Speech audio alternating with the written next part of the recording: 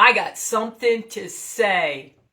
I think this is my first Hey, I Got Something to Say in 2023. And boy, is this a great way to start it. My next guest, you definitely, if you didn't hear this from the beginning, you're going to want to record it, come back in, watch it again, rewatch it, because it's all about not overbooking ourselves, not procrastinating, and really feeling what I like to call ease and flow. That's right, ease and flow. I'm all about pure joy in the new year, right?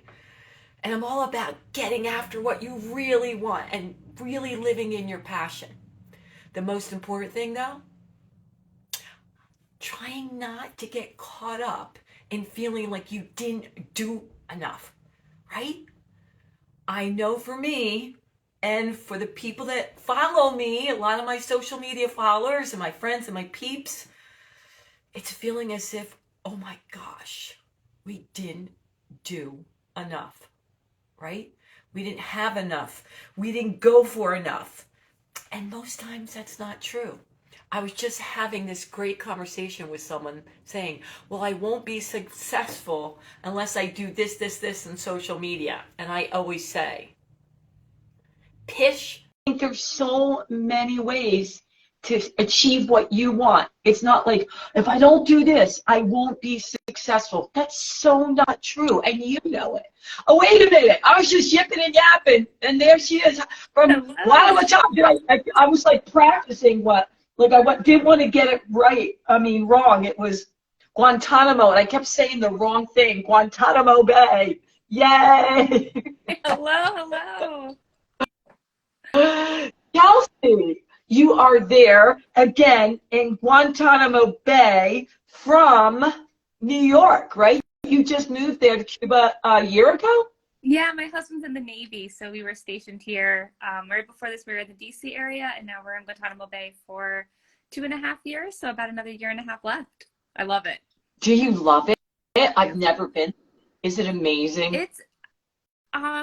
It's really hot, and I love the ocean, so those are two of my favorite things. Okay. But it's not, like, I don't get to visit Cuba, unfortunately, so we don't have any of the Cuban culture. It's just an American base. So we're missing out a little bit of culture, but it's still really, really cool to be here. Yeah. All right, before I get into it, let me just tell them a little bit about you. Chelsey is a time management, which we were talking about before, and productivity coach for leaders who are ready to stop feeling, not that I know anybody like this, overwhelmed, and start feeling in control of their time so they can maximize results and avoid burnout, which even the best of us, even those who teach it, it happens. He's a Navy spouse and currently lives in Guantanamo Bay. Yeah. In Cuba. I don't know why it makes me, with her husband and their dog. Is it Leia? Is your dog's name Leia? Yeah. Yeah, there she is, over my shoulder. Oh, I thought you keep a picture of her. She's going to come up over your shoulder. That'd be cool. I don't know where she is. Okay, so let's dive right into the one thing I asked. If you were going to say to women and men around there, what was the one statement you wanted to get out? And you put that rest does not need to be earned with an exclamation mark. That rest does not need to be earned. Tell us a little more about that and why you picked that for your one statement to get out in the world. Yeah, I think this time of year always is such a good time to really talk about rest, to talk about slowing down. We all just came back from, or most of us came back from some kind of holiday break and are ramping back up and may have all these new goals and new plans and new year, new me kind of energy.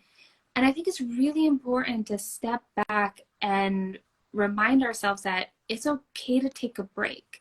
It's okay to stay in that slower pace that we enjoyed over the holidays, to continue to prioritize fun and family and rest and rejuvenation even as we're starting to focus into this new year and reach our goals. I see all the time with my clients that we tend to model the behavior typically of our parents or the adults and kind of the role models that we had of what rest and productivity look like. And so I know for me, for example, my parents are like go, go, go, go, go people, right? We had to get the whole house clean before I was allowed to hang out with my friends. If I was watching TV, my mom said, go study, right? So for me, it was a really hard lesson to learn that I don't need I didn't have to feel guilty about taking a break, that there wasn't something else I should be doing, that resting and relaxing and going and do something fun, going to the beach. I mean, I live in paradise. Go to the beach, like that could happen and be a good part of my structure without me feeling guilty that I need to be doing work for my business or cleaning my house, or, you know, there wasn't something else that had to get done. You know, I wish I had the secret sauce for this, Chelsey, because to me, it's a really fine line when you, with myself and others, when are we procrastinating and avoiding what we want to accomplish, but not wanting to do certain things to get there, and is it really for our mental health? And it's funny because my son is 19, and I swear he has the perfect balance of it. No, Mom, that wouldn't be good for me right now. Yes, that would.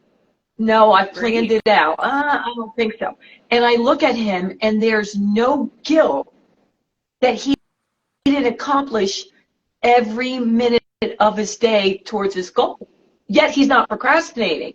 And he said, and I like this, he actually blocks out, this is time for me in silence for my mental health. I love that. Yeah. And that's exactly what he needs it. He knows he needs it to be productive. So let's get into, I asked my peeps before you came, and boy, did they have a lot of questions for you. So let me get right into the number one, because I do think it's really sometimes tough to know. How do you know how much time you should be working on your business and how much time you should do you?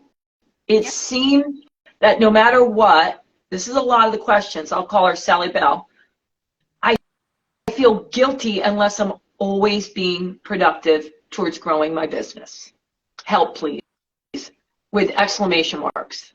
Lots of, and a lot of people sent that question in different ways. So a couple thoughts. The part about, again, feeling guilty, one of the things that I like to remind myself, especially again, is being in a similar position of always feeling like I have to be doing something, right? Like I struggle to sit still. If I'm watching TV, I'm also typically folding laundry, right? Like I'm always kind of multitasking. But rest is accomplishing a goal. As entrepreneurs, as people, like we are our most valuable asset. So we have to take care of ourselves. You would invest in the recovery, you invest in your car, you take good care of your car, right? Like you have to take that time to invest in ourselves, and you can't pour, you know, that kind of classic comment of you can't pour from an empty cup. So set a goal for yourself then. Have rest be something that feels productive, because you are refilling your cup, you are taking your brain away from whatever work you are doing, which typically lets us come up with better ideas. That's why you get good ideas in the shower. That's why you get good ideas on walks, because you're taking yourself from that kind of work environment. So think of it as productive. Put it on your to-do list if it makes you feel better, and then you can cross it off, right? So I think it's sometimes it's just changing the frame of how we frame rest. And then the first part of her question is really about just having so much to do, right? Is that the first part? Yeah. That question? Yeah. Feeling like there's always so much to do, so when you rest, you feel guilty that you're not working at being productive on your business. Yeah. And so this really comes down to prioritizing. So yes, there are a gazillion things that we could be and should be doing, but understanding what our goals are can really help streamline the work that we have to do. So if your goal is to make $10,000 this month, right? Just picking something random. Yeah. Then changing all the colors on your website is not going to make you money, right? So really making decisions and looking through our tasks through the lens of what our goal is can help you kind of start to delegate or delete or, you know, schedule in those activities so that they don't feel like they're just kind of floating around and bombarding and distracting us from our ultimate goals. That is hysterical, by the way. So I have two things. Oh my gosh, let's forget that. I usually have one word a day that I focus on, and that's how I want to show up. And I pick it right before I get out of bed, Chelsey. Love that. But then I have overall, like what are my, could be 2 or 3 words that I'm going after. Let's stay specifically for the business.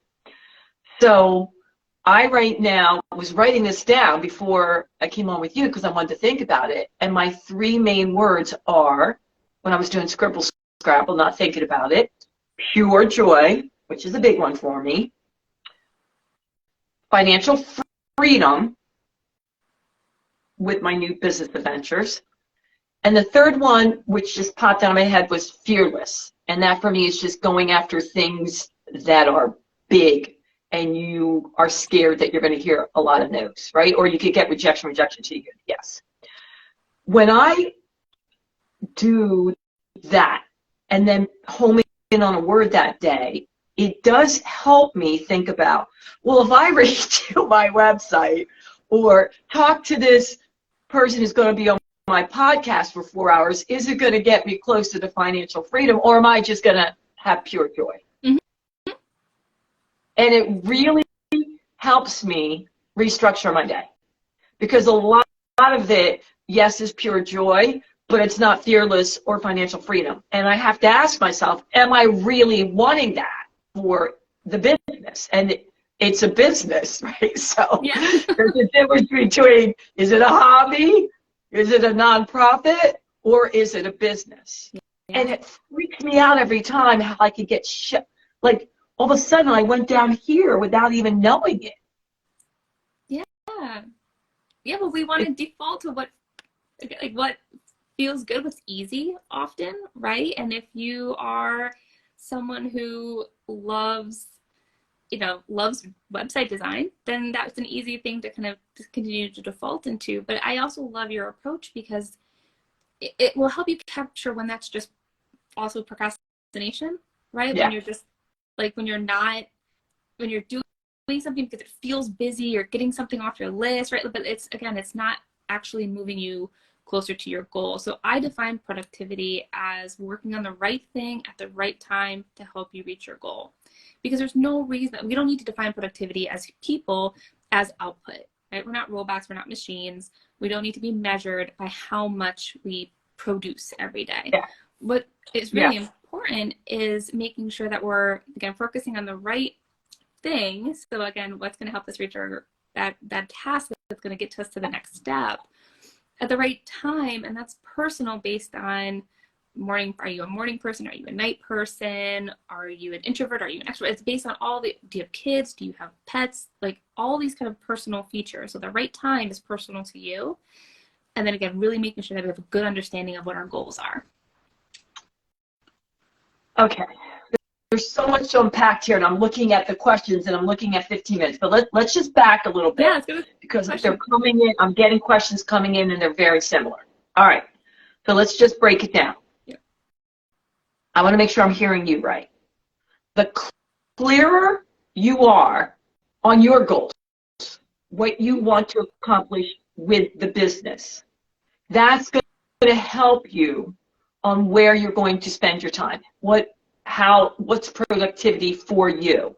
And if you're doing things that is just your fallback, because it comes easy to you, like you said, website design, me chatting to people forever, helping them with their marketing plan, which is good, all good, but is it going to get me closer to what my goals are? And so the clearer I am on my goals, the more I'm more likely to stay on track with what's productive to get closer to that and be brutally aware of when I'm procrastinating. I just want to make sure because that's what I heard. I want to make sure that that's true.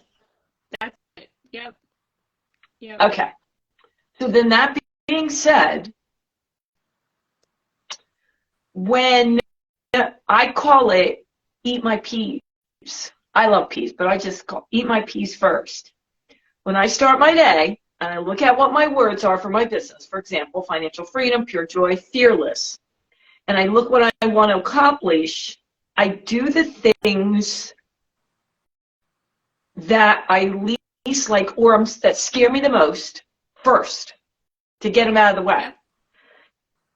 But it's not like I have people say, well, do what you, and if you don't like it, it's not your passion. No, no, no. It is going to get me closer to my goals. So I do them first so that I don't push it with, don't forget to do this, checklist, check, which I do like making check marks. Love it. Yeah. I love a list. You do? Okay. So is that one system, I know you teach a lot of systems, that you would say, yeah, that works because you're not putting it off to the end of the day and then it goes to the next month, you know? Yeah. I think I teach kind of two approaches, but eat the peas, same thing, like people may have heard eat the frog first is another kind of very common way to say that. Absolutely. Wait, say that again. Something about the frog? Eat the frog. Never heard it. I think it was a book on like a time management book. It's called Eat the Frog. So that's kind of another common phrase, eat the peas. I love that too. But really, again, making sure that we're getting that most important thing done first before our day inevitably kind of devolves into someone else's time, right? Until our time gets captured and our attention gets captured. Absolutely, that is a great approach. The other, and that may work for you, so I encourage people to experiment and try. Again, productivity is personal.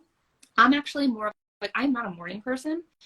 So I'm actually more of like a ramp up, I call it. So I will give myself an hour max, sometimes less, but no more than an hour. And I will set a timer to get all of those like silly little distractions out of the way, or to work on a project that makes me happy, or something that I just want to kind of twiddle away at, and kind of get it out of my system, or get a bunch of little things off that brain dump list, just to give myself some time to warm up. And then I'm like, okay, I'm ready. I'm in. Now I can focus. Oh, I like that. Yeah. So it totally depends on who you are and what your preference is, but try both and see where you can find yourself being the most focused at your work, and therefore able to, work more quickly. Because if we're more focused, then we're going to work more efficiently in that time. I like that because it reminds me of working out. Mm-hmm. There are people that work out early in the morning and they get up, they start their day, and so many people, and I've owned gyms and you would think I was that. No, I'm a night person. Yeah. I really look forward to working out. I do it at night. Most people by the end of the night, they don't want to go to the gym like 7, 8 o'clock at night, right? And that's when I'm heading out the door. So you have to do what works for you. Mm-hmm. Absolutely. And it makes total sense to me. I do like your way though. So for me, you gave me a new idea of that get up. I always do, I have my little routine to get myself in the headset. So it's not like I run right into it. I get myself in the headset. But what I think I might do now is the stuff that really scares me, I might send out a few emails first, but then the creative stuff, I'm going to wait until I ramp up. So I'm taking bits and pieces of what I know will keep me on track. But I still want to because we're getting this again. How do you know whether you're procrastinating or you really just need downtime? I think that comes with, how do I say this? If you find yourself needing rest every time you try to work on the same thing, you're probably procrastinating it. Right? If you get to that, if you get to something, I need a nap. Oh, I'm so tired. Like all of a sudden, you've done your ramp up work, you've done whatever tasks you want to do for the day, and then you're like, oh, I really need a break. And it's like consistently before that, like hard task, that hard project, that new thing that you're going to do, I would just check yourself, right? I mean, I can talk about procrastination for hours, but one of the main reasons that people procrastinate is because they don't know exactly where to get started. Yeah. So that and that can often feel like, okay, I'm gonna go do the dishes, I'm gonna just go watch like 15 minutes of TV. You just feel that need to kind of disconnect from the work because you don't know where to start. So again, making sure your list has like whatever you're gonna do for that day, you have like a real clear place to get started, can really help you avoid that. If you are feeling drained or having trouble focusing, if you are finding yourself super easily distracted, that's the different, like that's when you need the break. And maybe that's a walk around the block, maybe that's a call with a friend, right? Like that's when you can take that moment to kind of reset yourself. But again, just call yourself out on it a little bit. You got to police yourself a little bit when it's hard. But there's no downside to taking that extra break too. Yeah. But making sure that it's an intentional break. So an intentional break is one where you've decided what's going to happen before you take that break. So whether that's go for a walk, call a friend, watch one episode of something, make a decision so that you're not scrolling on your phone for 20 minutes and then all of a sudden 20 minutes is gone, right? Like just be really intentional about whatever that break is. I did something, and actually this did work for my son, and he listened to me. You know how you have a closet or a room you have to clean, and it just well, maybe you don't, and it ends up looking like a bomb went off in it, and you just don't know where to start, right? So my son, again, his room, he's like, Mom, it's just overwhelming. And I saw somewhere where it said, decide how much time you want to work on it. Just say, I'm going to do what's going to make an impact for 10 minutes, 15 minutes, whatever, 20 minutes. What ends up happening is you end up staying longer. Sure. Mm-hmm. But just that little chunk, like for me, even with my writing, I say, if I get blocked because I don't know where to start, I tell myself, just scribble for 10 minutes, 15 minutes, 20 minutes. And so many times I end up doing more. But when I don't do that, it could go months before I will open that folder. And then you get feeling guilty and bad, like, oh my God, I haven't worked on it. I should have been working on it. I should have done that. And then we end up pulling on, well, maybe you don't. Have you ever pulled an all-nighter because you waited to do it? Yeah, I'm a night. Yeah, I was in college. 100%. Well, that was just 6 months ago for me. And I'm also a night owl, so I'll stay up. Yeah. So yeah, I'm very familiar with the all-nighter, last minute. We all do it, and some of us need a deadline. So don't beat yourself up about that. Yeah. I create deadlines, fake deadlines. Like I need this, or I will have a friend who's an accountability partner, and we check in with each other once a week. Because even though they're not grading us and they're not our client, we go, okay, did you do that? It really does help. It really helps.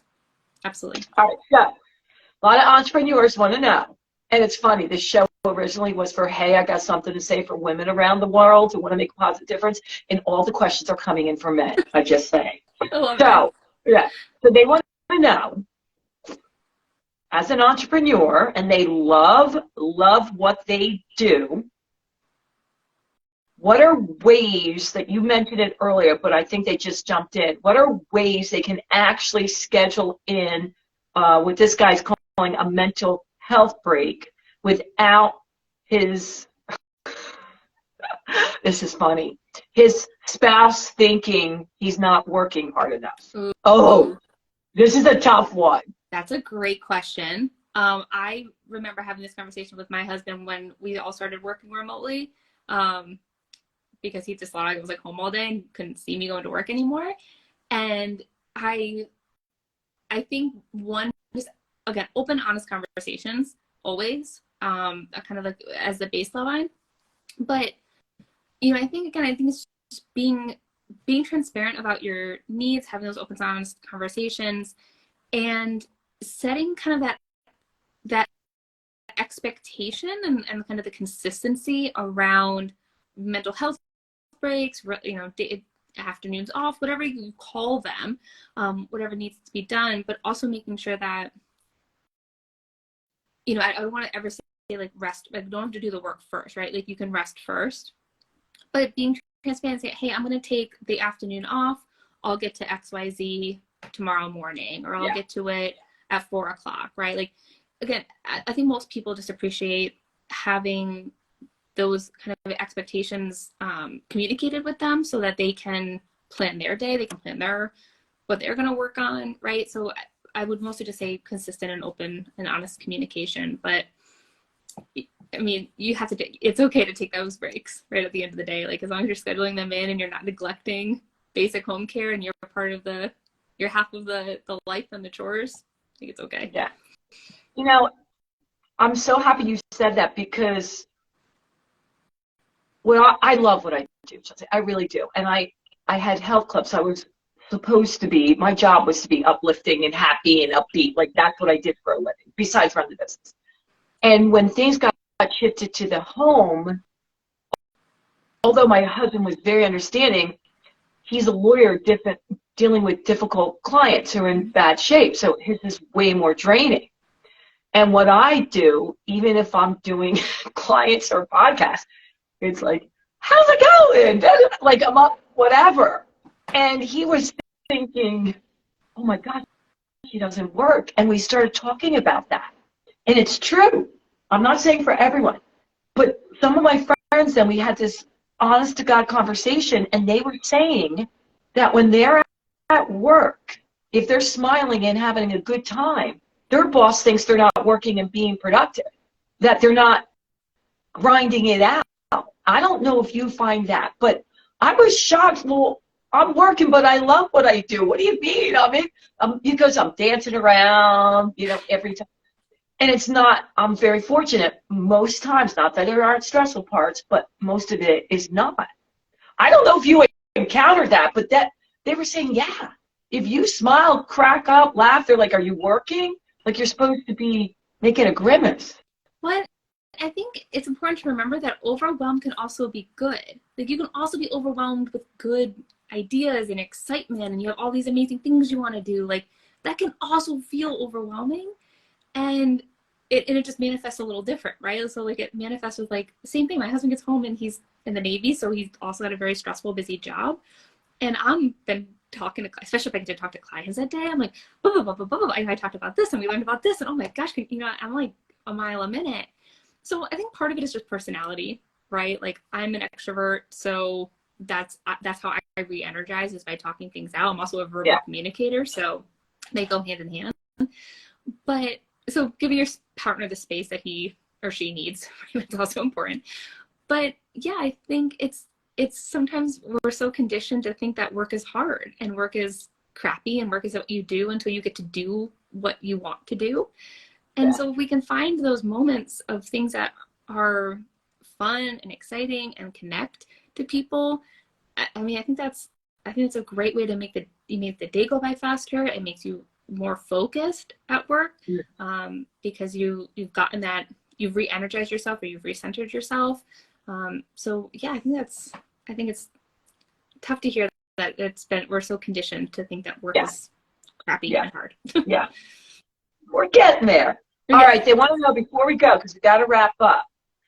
We know you work with a lot of leaders who are feeling overwhelmed. What's one piece of advice? This is actually a female that just wrote in, that you could give her to help reduce feeling that way. She feels that way about 70% of the time, she says. We'll call her Sally. Overwhelmed. We'll call her Sally back. Awesome. So my one piece of advice is, I love this practice. Every week I do a big brain dump list. So get everything that you're thinking about out onto a piece of paper. And I mean, this could be work, family, vacations you want to take, like, just everything. Get it out onto a piece of paper. It will immediately reduce that feeling of like those thoughts that pop into your head that distract you, and oh my gosh, I'm forgetting something important, right? Because you have it all on a piece of paper.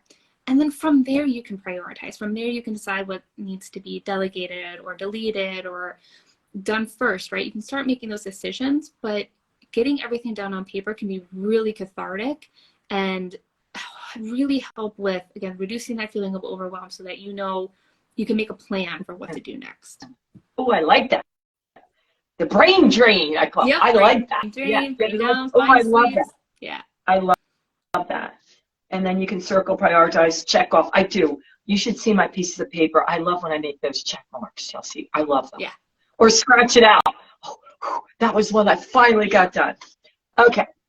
Before we go and we find out how they can reach you, is there anything that we didn't get in that you want to get in today, Chelsey? Like I said, I think procrastination is such an important thing to learn more about, do some research to figure out so you can identify what's holding you back and then how to overcome that, because we can have the best laid plans, and if you don't have the skill sets and the tool sets to execute on those plans, and that's where that feeling of overwhelm and frustration can really come from. And I also like to say, you are not a procrastinator, you are just procrastinating. So remove that identity from the word, because that makes it so much easier to figure out how to overcome it and how to get back to work. Ooh, it's such a small little tweak, but so impactful.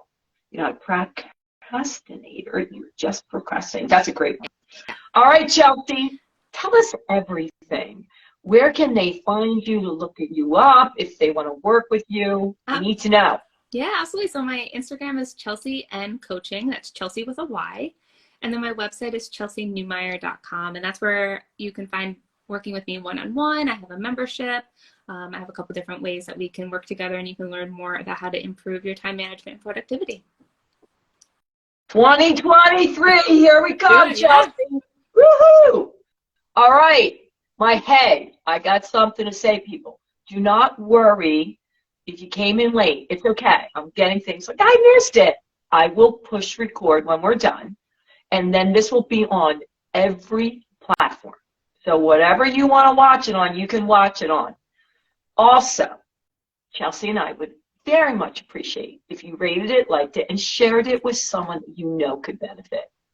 Have a wonderful 2023. Thank you, Chelsey. And you know what I'm going to say. Until next time, toodles!